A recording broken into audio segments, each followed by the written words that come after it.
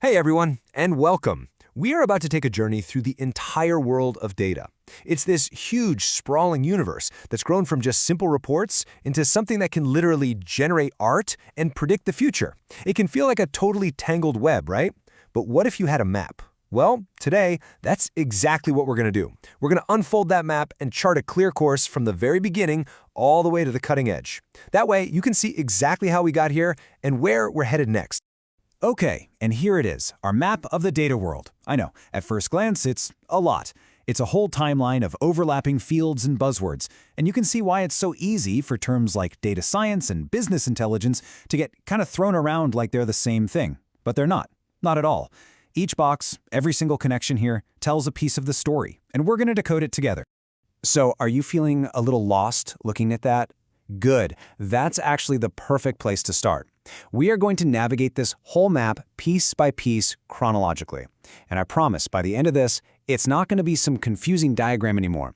It's going to be your own personal guide to understanding the entire data ecosystem. Every great journey has a starting point. And for the world of data, our journey begins by looking in the rearview mirror. See, before we could ever hope to predict the future, we first had to get really good at one simple thing: understanding what had just happened. So let's focus on the left side of our map. The foundation of this entire thing, the absolute bedrock of the data world, is a field called business intelligence, or BI for short. For a long time, this was data analytics. Its whole purpose was singular and, really powerful: to master the story of the past. So what is business intelligence, really? Well, think of it as the art of looking backward to make smarter decisions moving forward. It's all about gathering that messy data that every company collects, sales figures, customer logs, inventory numbers, and turning it into a clean, clear picture of what happened yesterday, last week, or last year. And this is what BI actually looks like in the real world. Anytime you see a weekly sales report or a real-time dashboard that's tracking website traffic, or maybe an automated summary of the quarterly earnings, yep, that's all BI. These are the fundamental tools for just summarizing the past, giving a business a solid foundation of knowledge to stand. But, knowing what happened is only half the battle, because eventually there's always a follow-up question. Why? Why did our sales dip last Tuesday? And that the need to understand the why behind the what, is what pushes us out of the past and right into the present. And right here on our map, you can see the world starting to get a bit more complex. The lines are blurring. See, business intelligence doesn't just vanish. It becomes the launchpad for new, more powerful fields, like business analytics and the very first stirrings of data science. This is the moment we evolve from just reporting the news to actually analyzing it. And this little comparison just illustrates the difference perfectly. If BI is the rearview mirror, showing you the road you've already traveled, then business analytics is the dashboard right in front of you. It's giving you real-time info and helping you figure out why that check engine light just came on. We're making a huge shift from being descriptive to being diagnostic. This new diagnostic power unlocks a totally different set of tools. We're not just reporting the sales numbers anymore, now we're forecasting them. We're not just counting how many customers left, we're building models to improve client retention. A/B testing is the perfect example, right? It's a tool designed specifically to tell us why one version of a web page works better than another. It's all about the why. Okay, so knowing what happened and why it happened, that's incredibly powerful. But what's the ultimate goal? It's to know what's coming next. And this drive, this need to predict the road ahead, brings us to the most exciting, most rapidly changing part of our map: the future, the domain of data science and AI. Now, this whole side of the landscape is dominated by concepts you hear about every single day: data science, machine learning, artificial intelligence. The goal here shifts, and it shifts dramatically.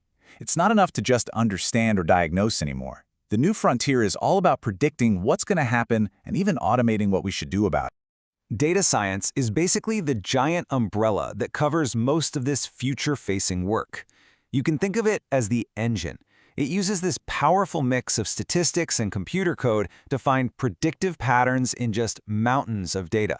It's the magic behind those product recommendations you see online, or the incredibly complex logistics that get a package to your door in a day.